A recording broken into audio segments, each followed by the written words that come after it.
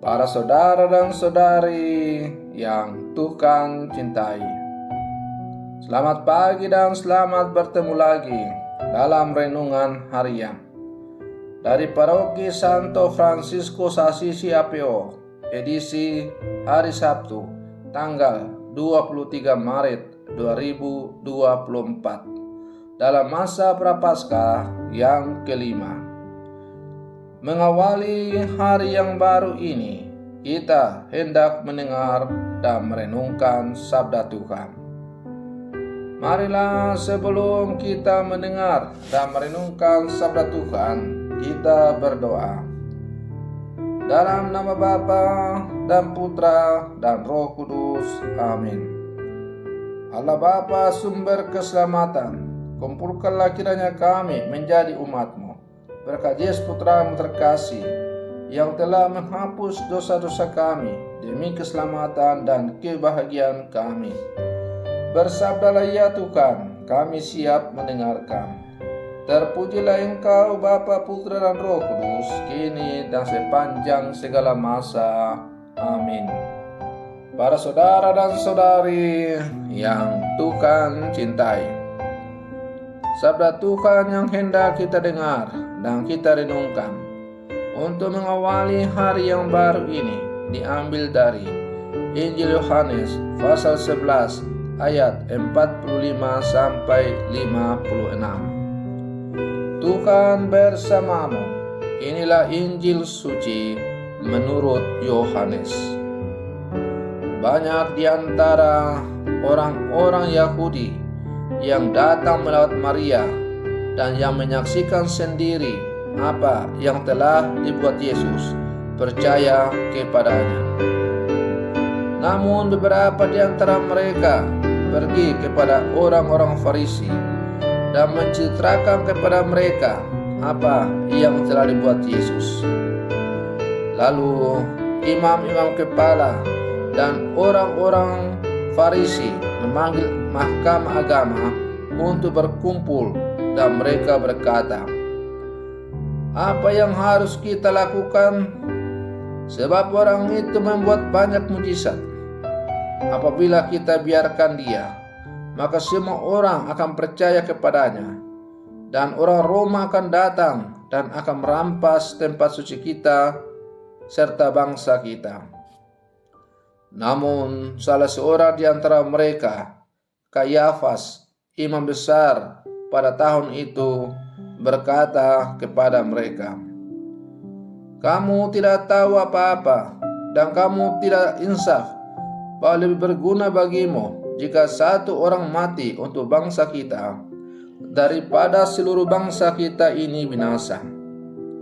Hal itu dikatakannya bukan dari dirinya sendiri, tetapi sebagai imam besar pada tahun itu, ia bernubuat bahwa Yesus akan mati untuk bangsa itu, dan bukan untuk bangsa itu saja, tetapi juga untuk mengumpulkan dan mempersatukan anak-anak Allah yang tercerai-berai. Mulai hari itu, mereka sepakat untuk membunuh dia. Karena itu, Yesus tidak tampil lagi depan umum di antara orang-orang Yahudi, tetapi ia berangkat dari situ ke daerah dekat padang gurun, ke sebuah kota yang bernama Efraim, dan di situ ia tinggal bersama murid-muridnya. Pada waktu itu, hari raya Paskah orang Yahudi sudah dekat, dan banyak orang dari negeri itu berangkat ke Yerusalem untuk menyucikan diri sebelum Paskah.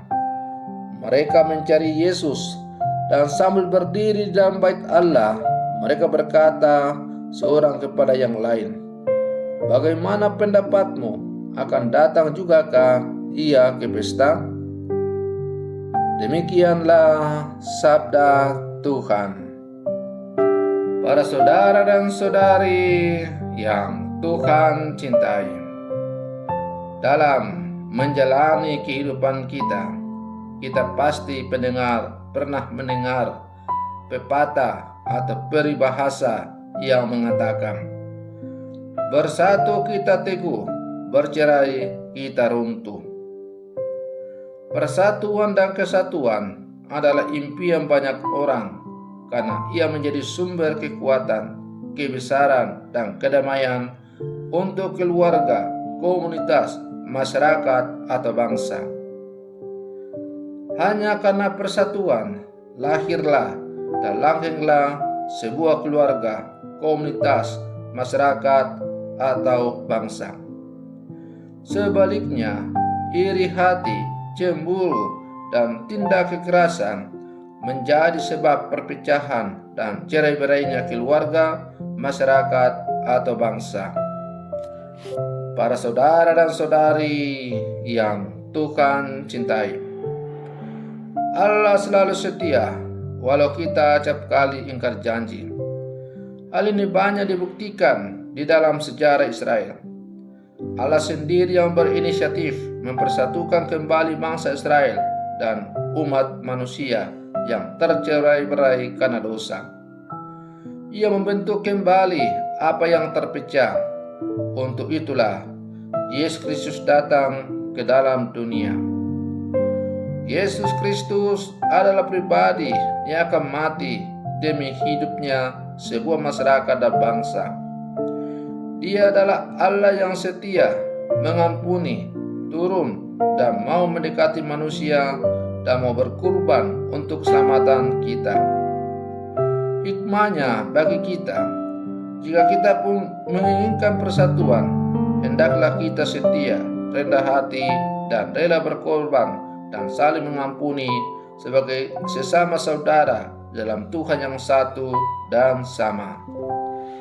Para saudara dan saudari yang Tuhan cintai, kebencian membuat orang tidak bisa melihat kebaikan dan kebenaran yang ada dalam diri orang yang mereka benci. Kebencian seringkali juga menuntun orang untuk melakukan dosa yang lebih berat lagi, bahkan sampai menyiksa dan menghilangkan nyawa orang lain.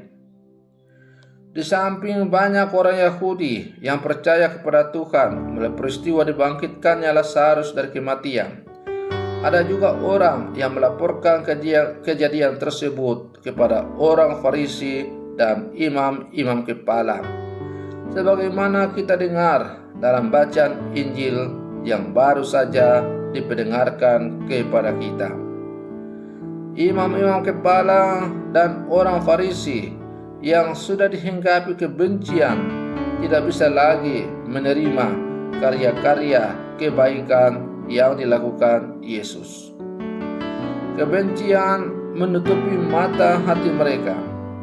Mereka bahkan menolak mujizat-mujizat yang dibuat oleh Tuhan Yesus. Mereka mengincar kematiannya. Para saudara dan saudari yang Tuhan cintai, menjelang pekan suci, marilah kita sebagai orang-orang yang percaya, secara khusus sebagai orang Katolik, kita melihat ke dalam diri kita. Janganlah amarah, kebencian dan dendam ada dalam hati kita dan menutupi diri kita untuk melihat karya rahmat Allah dalam diri kita. Jadilah pribadi-pribadi yang merdeka, yang selalu memancarkan kasih Allah kepada siapapun yang kita jumpai pada hari ini. Para saudara dan saudari yang Tuhan cintai, selamat memasuki pekan suci. Semoga rangkaian perayaan pekan suci yang akan kita lalui semakin menghantar kita untuk merenungkan jati diri kita sebagai orang-orang beriman, orang-orang Katolik. Dan semoga kita bangkit bersama Kristus untuk menuju kehidupan yang semakin sempurna di dalam Tuhan. Semoga permenungan saya ini semakin menghantar kita untuk menjadi murid-murid Yesus yang sejati. Selamat pagi, Tuhan Yesus memberkati.